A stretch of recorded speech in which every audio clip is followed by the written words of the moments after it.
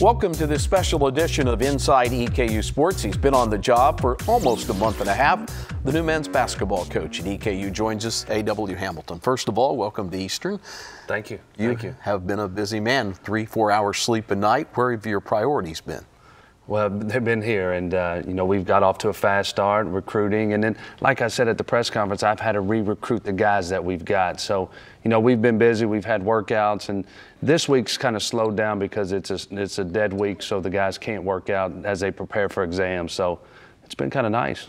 The returning players, you've been pleased with the way they've responded to you?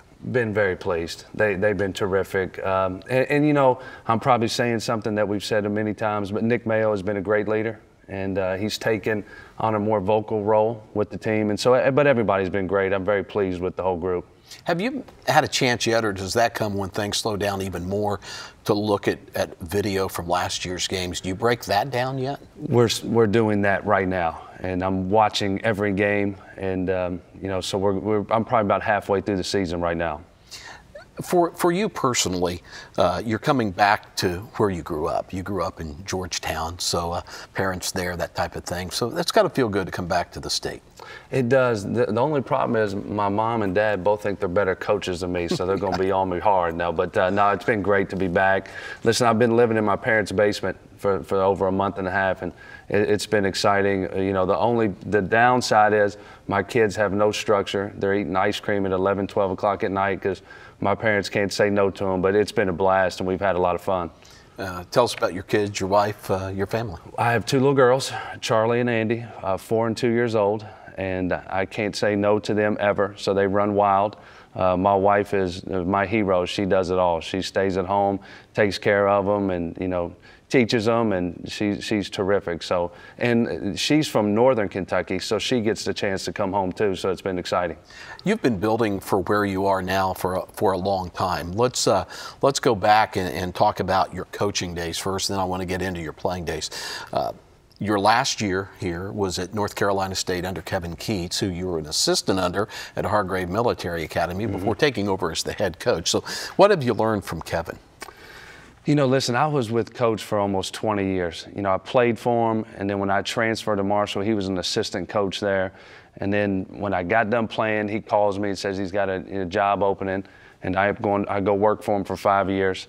Then he leaves, and I get to take over at Hargrave, and then I had the opportunity to go back and work for him. He's a terrific coach, but he's a better person. He loves his players.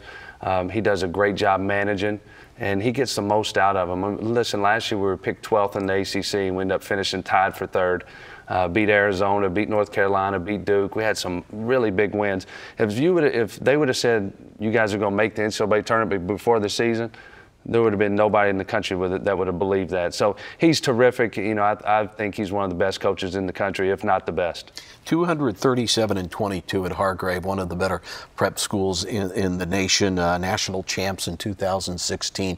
So you cut your head coaching teeth there. What did you learn from that will translate to being a head coach now on the Division I level? There's nothing like being a head coach. And I think sometimes it's hard for an assistant to jump to that, the head coaching role. I mean, you got to manage the budget. You got to manage, guys breaking up with their girlfriends. You got to run the practice. You got to lead, the film, pregame preps and everything, media. There's nothing that can prepare you for that until you sit in that seat. It was terrific. Listen, my first year, I thought I had it all figured out. All right, but I had a guy named Montrezl Harrell who was really good. So we start the year, we're 38-0. And we're heading into the national championship game. And I really thought, so in that national championship game, we're playing Brewster Academy. We're up 55-50 with like 6 minutes to go. And I'm thinking in my head, we're going to win the national championship. My first year, I'm going to go 39-0. And I'm thinking, like, I may never lose a game. And we end up losing that one. Yeah. Then the next year, I have Terry Rozier as my point guard.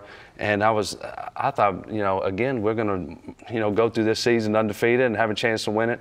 We end up losing 6 games. And I'm probably, if Lockmuller hears me say that, I lost 6 games with Terry Rozier. He may fire me now. But, it was an incredible experience because you learn how to manage guys. That's probably the most difficult thing, being a head coach. So now you're ready for that part of it. And the fact that you played, and let me start back in high school. You played for the winningest coach in the history of Kentucky high school basketball, Billy Hicks. He's going to top 1,000 wins next year if the roof doesn't fall in or something strange happens. What'd you learn from Billy?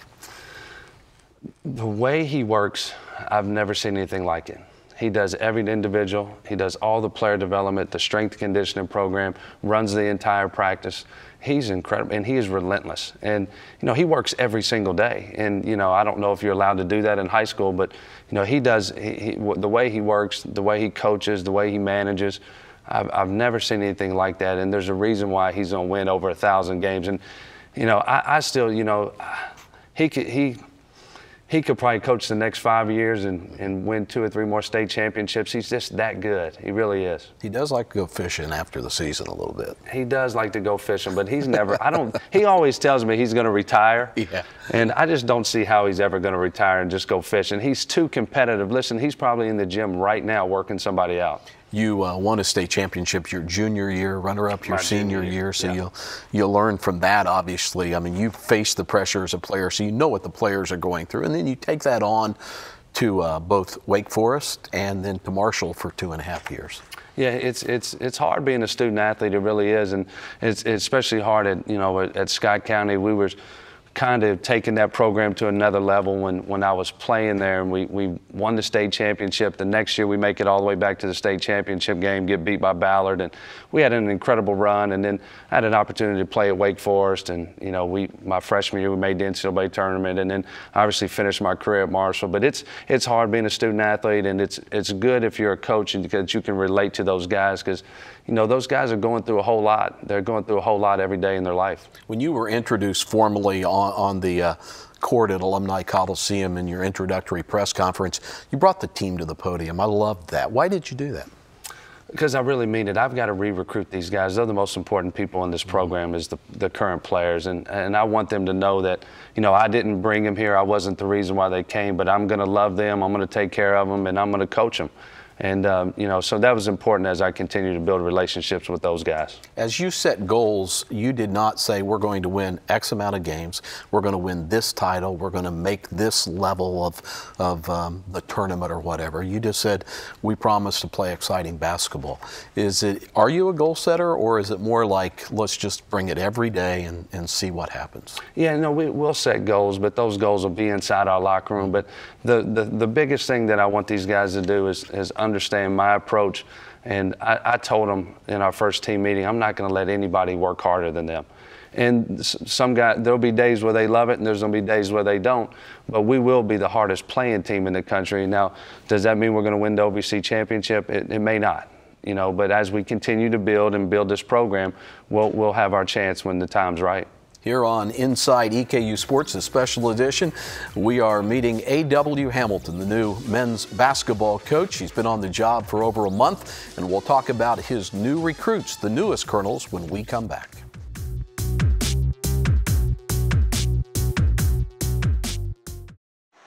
At EKU, you'll learn to take a broader view of your world. But we also understand it's the details that shape the big picture. So go ahead. Play with fire, think on your feet, or touch the sky.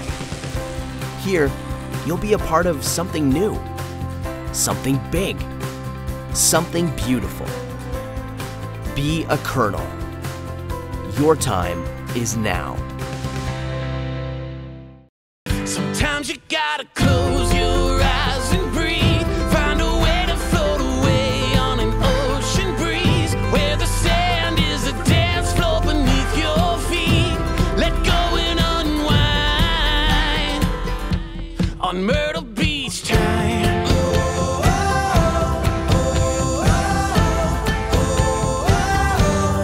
Myrtle Beach time. Back on this special edition of Inside EKU Sports with men's basketball coach A.W. Hamilton. Busy recruiting. You've recruited the current players to return, and now 4 signees. Let's go down the list. 6'8" forward Trey King. Trey played at Hargrave Military Academy, where you came from. He's from Lexington. A good pickup. Love Trey King. The day we got him at Hargrave, I thought we got an absolute steal. He's 6'8".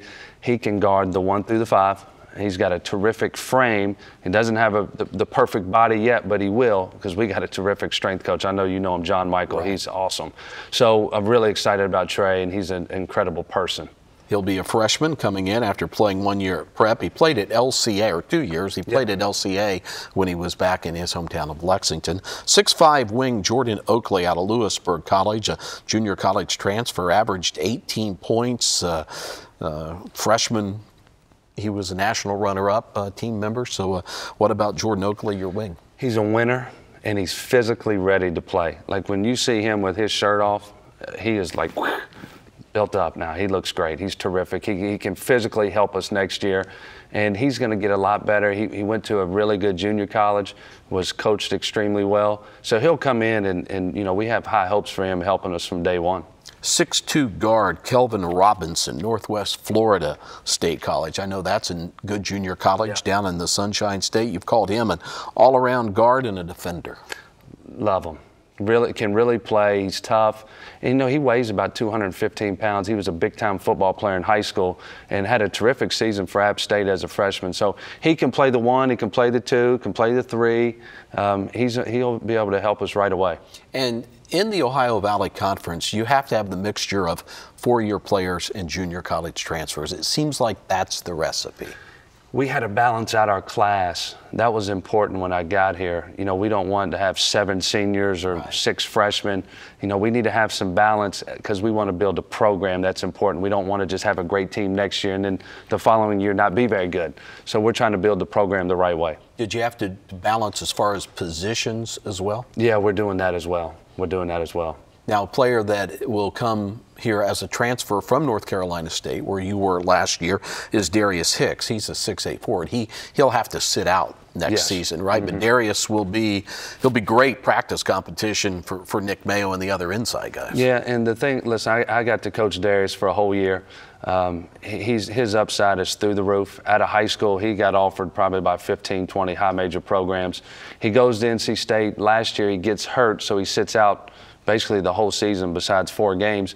But what Darius is, he's an experienced guy. He's played in the ACC for basically 2 years. And as we go forward, we got to get ready for life without Nick Mayo. So, you know, Darius will, you know, be able to step in those shoes as Nick graduates. What are your other needs, and are there still more to be signed? Yeah, we're still working. We know we're going to sign 1 more. And we'll probably sign another guard, and we got one visiting actually today, so we're excited about him. And you know, and like all these guys, these guys are, you know, as we continue to grow and build, we're excited about all the guys we're recruiting, and we got to get the right pieces because we got a lot of good pieces that are still here in the program. Well, Eastern Kentucky will open on November 7th. It's an early start to the basketball season this year, and it will be against the place you graduated from, Marshall. What a way to start, and they go to the Sweet 16, I believe. Great shooting team. This is going to be. I hope we have a packed Alumni Coliseum for that first game. Yeah, me too. That's the plan. We got to sell that one out. And listen, there won't be any shortage of scoring in that game. You know, I know Marshall likes to score. We're going to like to score, so it'll be a fun game to watch. So, are you a full court pressing team, or is it more an offensive? I mean, where's your philosophy? Well, we want to press and we want to play fast, but, you know, defense is what we're going to base this whole thing around.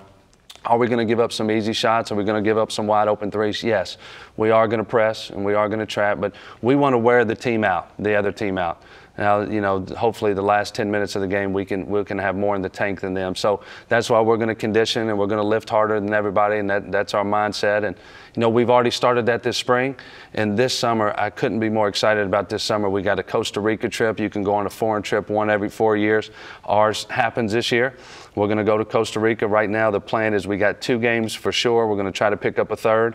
So that's going to be great with a new coach, a new system, a new style. It couldn't have come at a better time. So really excited. And, you know, I think the fans will love the brand of basketball. But we're going to play really hard. We're going to dive on loose balls. We're going to take charges.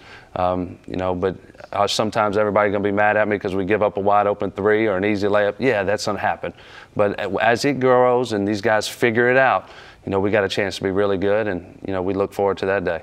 Great to have you here. Thank you, sir. All right, appreciate it. A.W. Hamilton, new men's basketball coach at EKU.